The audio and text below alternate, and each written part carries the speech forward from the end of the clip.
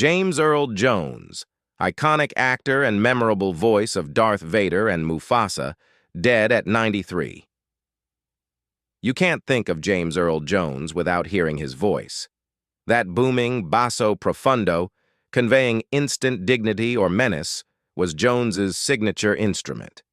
It brought power to all his stage and movie roles, most indelibly as Darth Vader in Star Wars, Mufasa in The Lion King, and as the voice of CNN.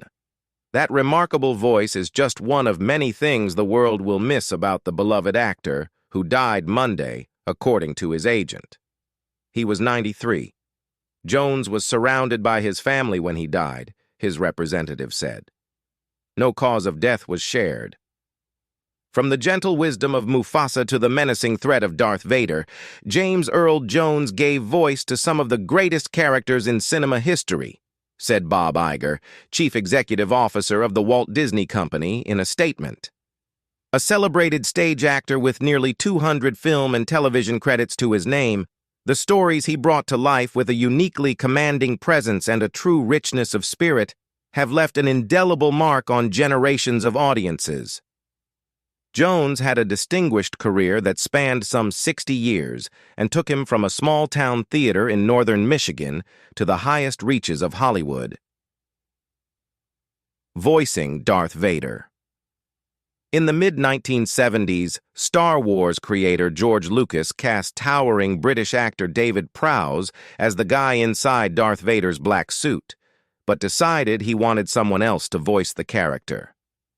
George thought he wanted a, pardon the expression, darker voice. Jones once told the American Film Institute, "I lucked out. Back then, nobody imagined Star Wars would become a blockbuster, let alone an enduring franchise and cultural phenomenon." Jones recorded all his lines in a few hours and was not listed in the film's credits. He said he was paid just $7,000 for the movie, and I thought that was good money. The actor and Lucas had disagreements about how he should voice the villainous Vader. "I wanted to make Darth Vader more interesting, more subtle, more psychologically oriented," Jones said. Lucas, said, No. You've got to keep his voice on a very narrow band of inflection, 'cause he ain't human." Darth Vader's climactic duel with Luke Skywalker, played by Mark Hamill, in 1980's The Empire Strikes Back, became a dramatic high point in the Star Wars series, punctuated by Jones's delivery of one of the most famous lines in movie history. "No, I am your father." Hamill issued a statement on Monday, writing on Instagram, "One of the world's finest actors whose contributions to Star Wars were immeasurable. He'll be greatly missed. Rip Dad." Jones said that almost 2 decades later, when he was voicing the dignified Mufasa for Disney's animated The Lion King, it took him a while to strike the right tone.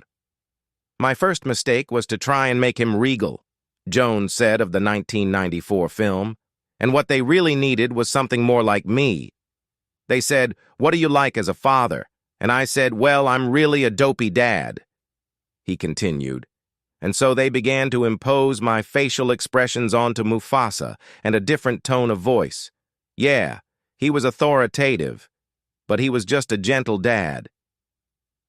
A prolific career, Jones was born in 1931 in Mississippi.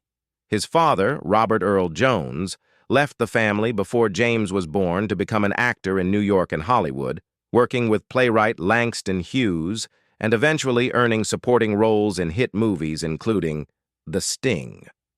Jones's family moved from Mississippi to Michigan when he was 5, a traumatic upheaval that caused him to develop a stutter.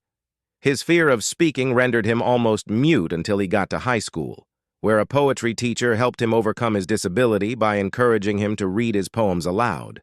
"He began to challenge me, to nudge me toward speaking again, toward acknowledging and appreciating the beauty of words," Jones said. Jones studied drama at the University of Michigan, served as an Army Ranger, and then moved to New York, where he soon landed lead roles in Shakespearean stage productions.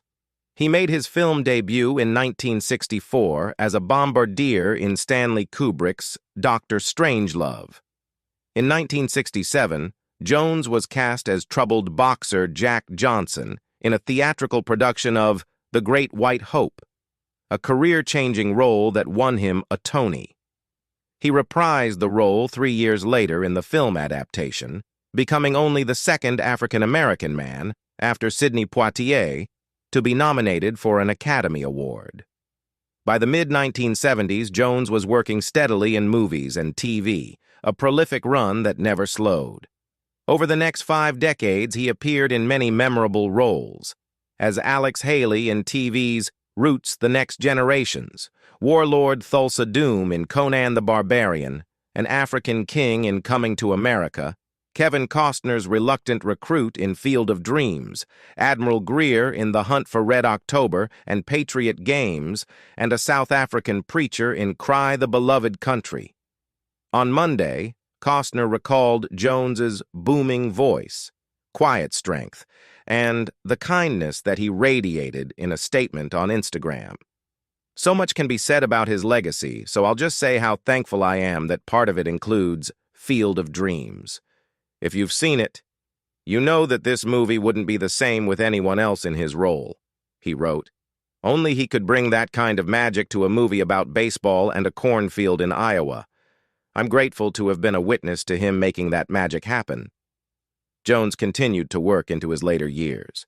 In 2021, Jones reprised his role as King Jaffe Joffer in Coming Second America, the long-awaited sequel to the 1988 classic. His final credit, according to IMDb, was voicing Darth Vader in the 2022 Disney Plus miniseries Obi-Wan Kenobi. The Power of Speech. In 2019, he again voiced Mufasa in Disney's remake of The Lion King, becoming the only cast member to reprise his role from the first film. Over the years, he also guest-starred in dozens of TV series, from L.A. Law to Sesame Street, appeared regularly on the stage, and lent his deep, rumbling voice to everything from The Simpsons to a popular audio recording of the King James Version of the Bible. Jones said people in public sometimes didn't recognize him until they heard his voice. "When you don't talk, it's like going ninja," he told Rachel Ray in 2016. "You get in the taxi and say where you're going, and the guy turns around and says, 'Hey, aren't you that Darth Vader guy?'